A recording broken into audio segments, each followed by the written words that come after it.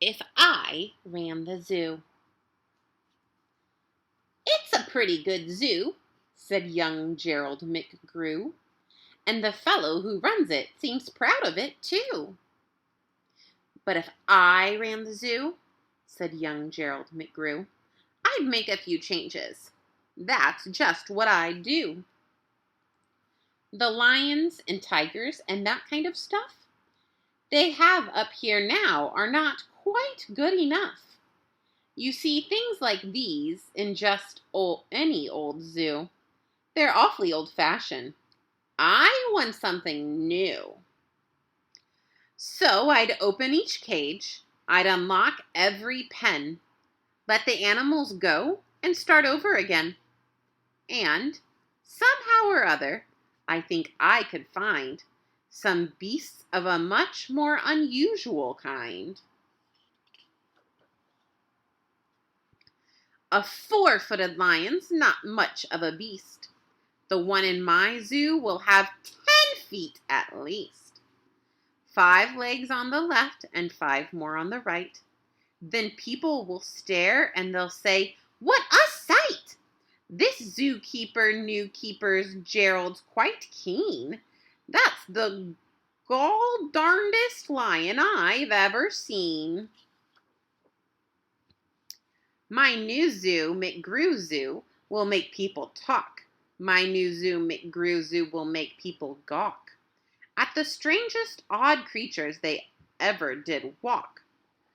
I'll get for my zoo a new sort of a hen who roosts in another hen's top knot, and then another one roosts in the top knot of his, and another in his, and another in his, and so forth and upward and onward. Gee whiz! But that's just a start. I'll do better than that. They'll see me next day in my zookeeper's hat, coming into my zoo with an elephant cat. They'll be so surprised they'll all swallow their gum. They'll ask when they see my strange animals come, "Where do you suppose he gets things like that from? His animals all have such very odd faces.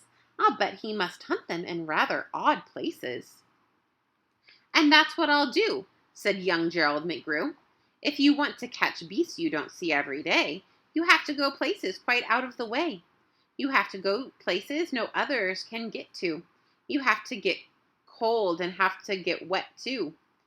Up past the North Pole where the frozen winds squeal, I'll go and I'll hunt in my squeagle-mobile and bring back a family of what do you know?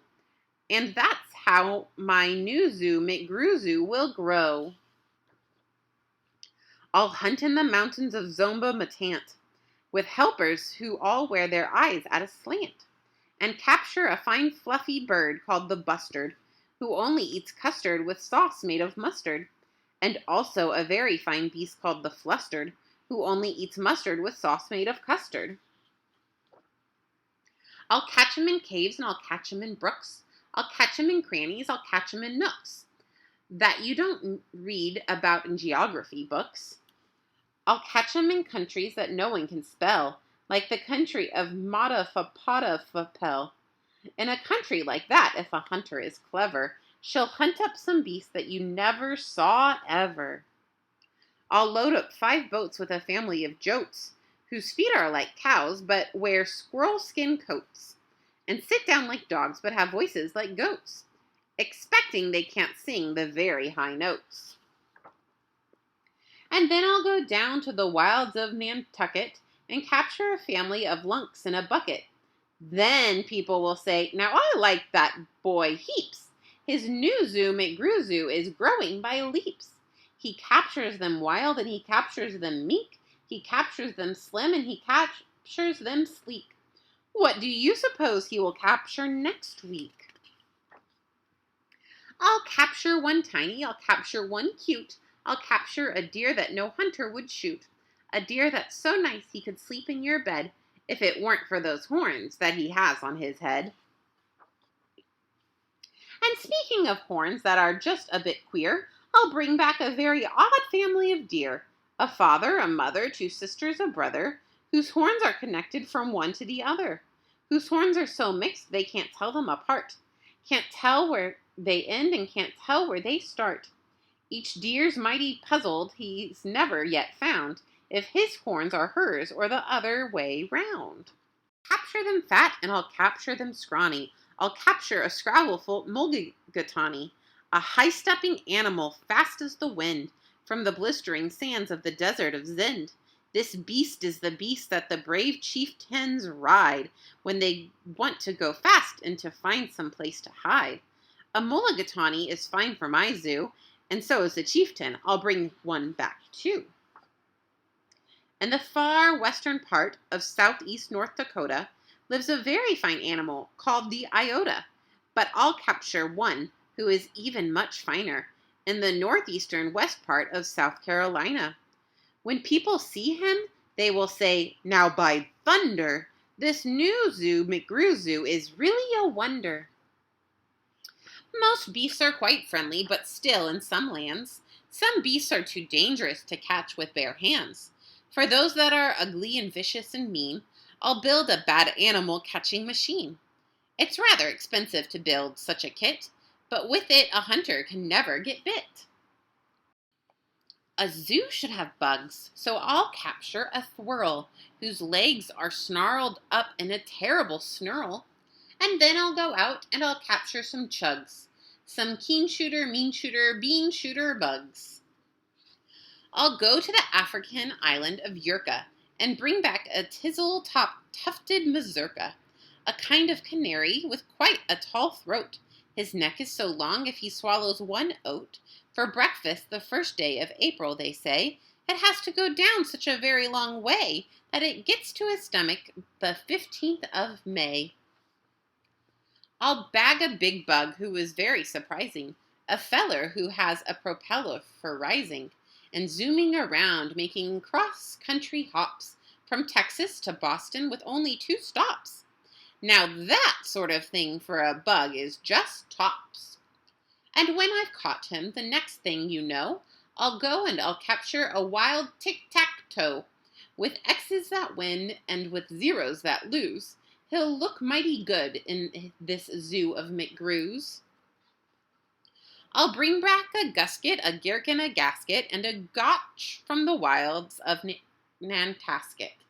And 8 Persian princes will carry the basket, but what their names are I don't know, so don't ask it. In a cave called Khartoum lives a beast called the Natch that no other hunter's been able to catch. He's hidden for years in a cave with a pout, and no one's been able to make him come out.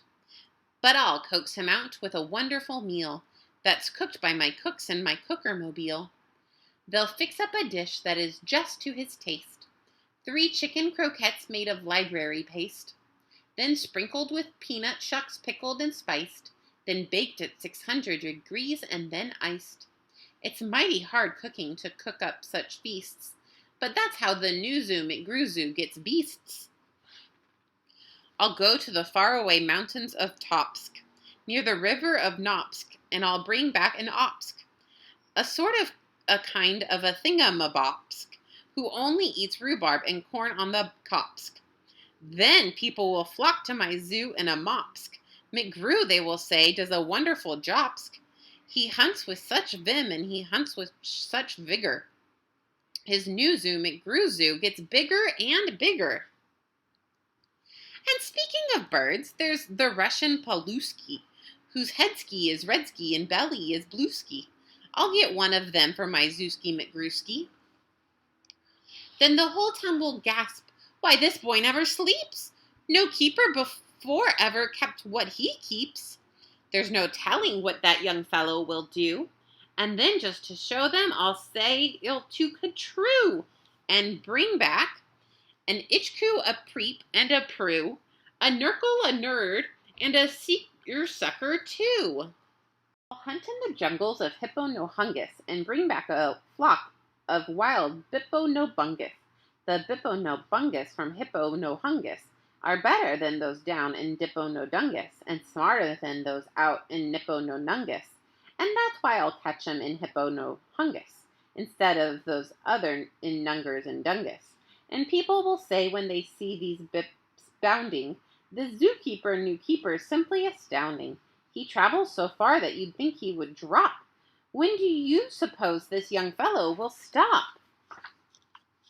Stop?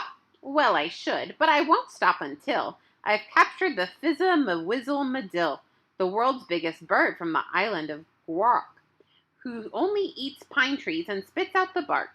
And boy, when I get him back home to my park, the whole world will say young McGrew's made his mark. He's built a zoo better than Noah's whole ark. These wonderful, marvelous beasts that he chooses have made him the greatest of all the McGrewses. Wow, they'll all cheer. What this zoo must be worth. It's the gall-darndest zoo on the face of the earth.